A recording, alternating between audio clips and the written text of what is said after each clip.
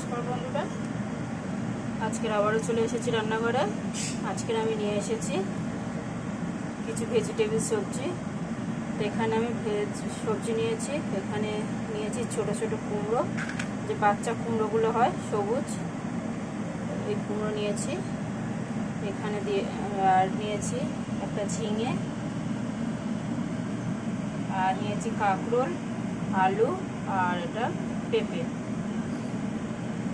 তো আজকে আমি একটা ভেজ কারি বানাবো একদম সহজভাবে। আর এখানে নিয়েছি কিছু বড়ি, ডালের বড়ি, হাফ চামচ নিয়েছি চালমগজ, দুটো কাজু, আর 4টে বাদাম, আর কটা নিয়েছি কিশমিশ। আর এখানে নিয়েছি 2 চামচ মতো টক দই, নর্মাল টক দই এটা। তো চলুন আগে এখানে কড়াই বসিয়ে দিয়েছি, আমি রেসিপিটা শুরু করি। এখানে কড়াই বসিয়ে কড়াইয়ে অল্প তেল দিয়ে দিয়েছি, আরও একটু তেল দিয়ে দিচ্ছি একবারে।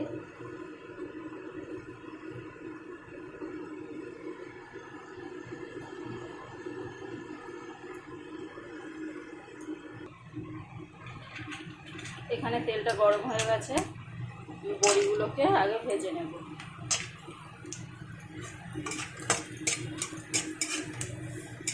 আমার কাছে পনিরটা নেই, তো আপনারা চাইলে এখানে পনির দিয়েও করতে পারেন, চাইলে কাঁচা পনিরও দিতে পারেন, কিংবা পনিরটাকে হালকা করে ভেজেও দিতে পারেন। এখানে বড়িগুলো ভাজা হয়ে গেছে, এবার বড়িগুলো তুলে নেব। বড়ি ভেজে তুলে নিয়েছি। এখন আমি এখানে সবজিগুলোকে একটু একটু করে ভেজে নেব।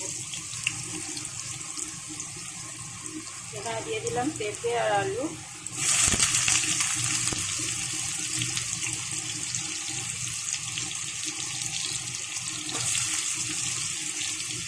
হাতে কাঁকড়ো। এই সবজিগুলোকে দিয়ে একটু ভেজে নেব, তারপরে অন্য সবজিগুলো এতে অ্যাড করব।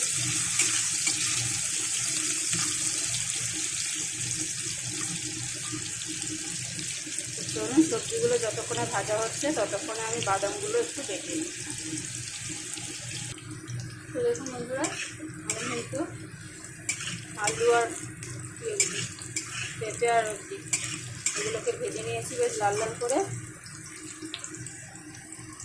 এবার আমি এখানে দিয়ে দিচ্ছি ঝিঙে, কুমড়ো, আর এখানে আমি পরে অ্যাড করেছি গাজর আর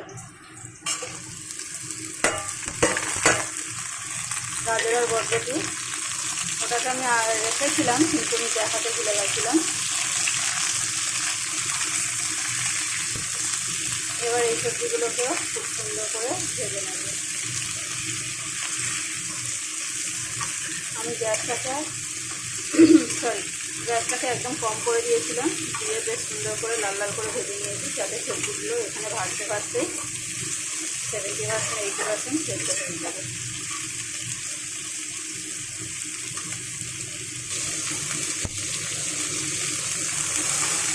এখানে দেখুন সবজিগুলো কিন্তু বেশ ভালো করে ভাজা হয়ে গেছে। এখানে আমি এবার 1 চিমটি হলুদ আর একটু নুন দিয়ে দেবো সবজিতে।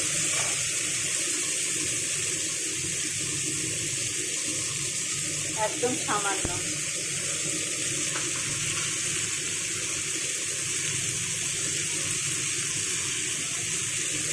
নুনটা অবশ্যই স্বাদ অনুযায়ী দিতে হবে।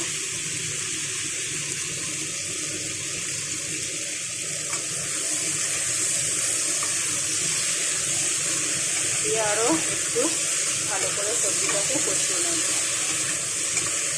আমি কিন্তু এখানে পেঁয়াজ, আদা, রসুন, টমেটো এসব কিছুই ব্যবহার করছি না, এমনকি লাল লঙ্কাও ব্যবহার করবো না।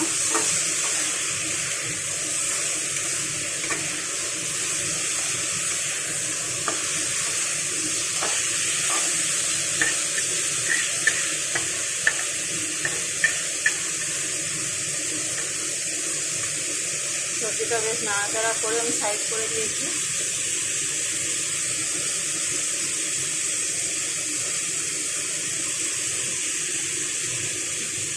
সামান্য আরও সরষের তেল দিয়ে দিলাম, দিয়ে এবার এখানে নিয়েছি শুকনো লঙ্কা, তেজপাতা, কাঁচা লঙ্কা, আর কিশমিশ, এগুলোকে আমি ফোড়নে দিয়ে নিলাম। আমি কিন্তু সবজিটা ভেজে নামিয়ে নিই, এইভাবেই রান্নাটা করছি।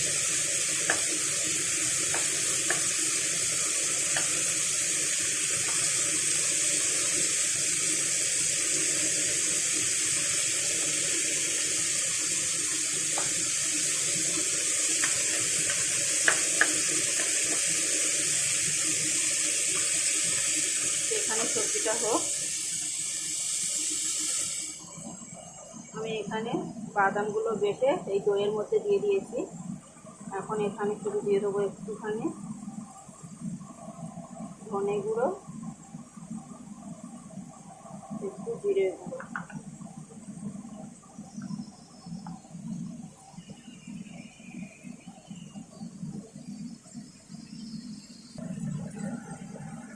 এখানে দিয়ে দিলাম একটুখানি ব্ল্যাক পেপার। এবার এটাকে মশলাটাকে ভালো করে ফেটিয়ে নেব।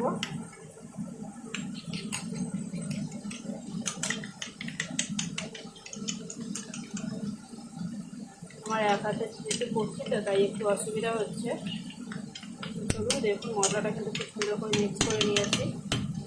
আর ওদিকে কিন্তু আমার ফোড়নটাও বেশ ভাজা হয়ে গেছে একদম। দেখুন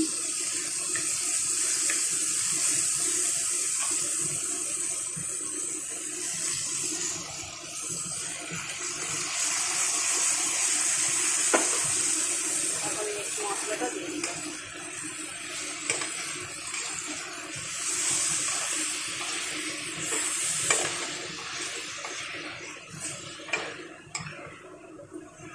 সবজি কিন্তু একদম 80% সেদ্ধ হয়ে গেছে।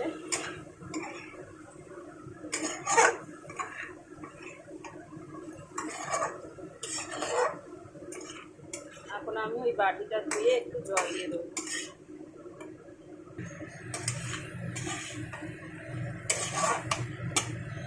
আমি একটু গ্যাসটাকে কমিয়ে বেশ সুন্দর করে কষিয়ে নিয়েছি, হয়তো মশলাগুলো একটু পুড়ে যাবে।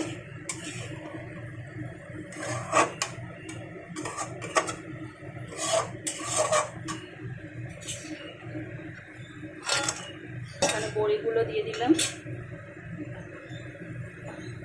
আর এখন দিয়ে দিচ্ছে এই যে বাটি ধুয়ে জল।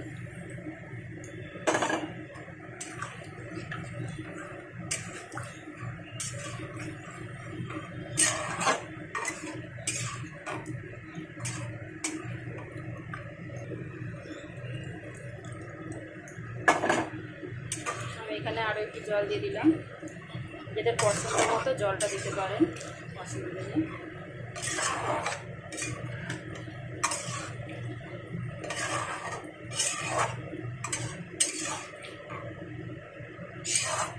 আমি এবার এটাকে কিছুক্ষণ ঢাকা দিয়ে ফুটতে দেব।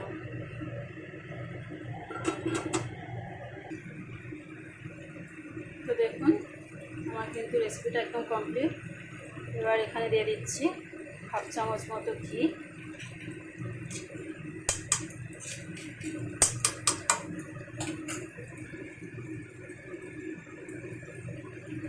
আর 1 চামচ চিনি। চিনিটা একটু খুব বেশি মিষ্টি হবে না, তবে একদমই যে মিষ্টি হবে না সেরকম না, একদম মাঝারি মাঝারি সেরকম পরিমাণে মিষ্টিটা দিতে হবে।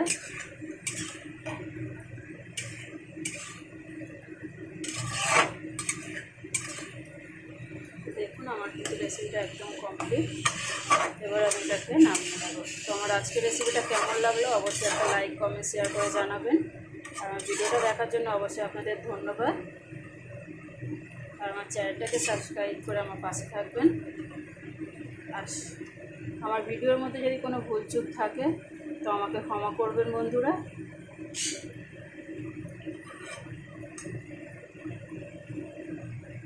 চলুন এবার তরকারিটা আমি নামিয়ে নিই।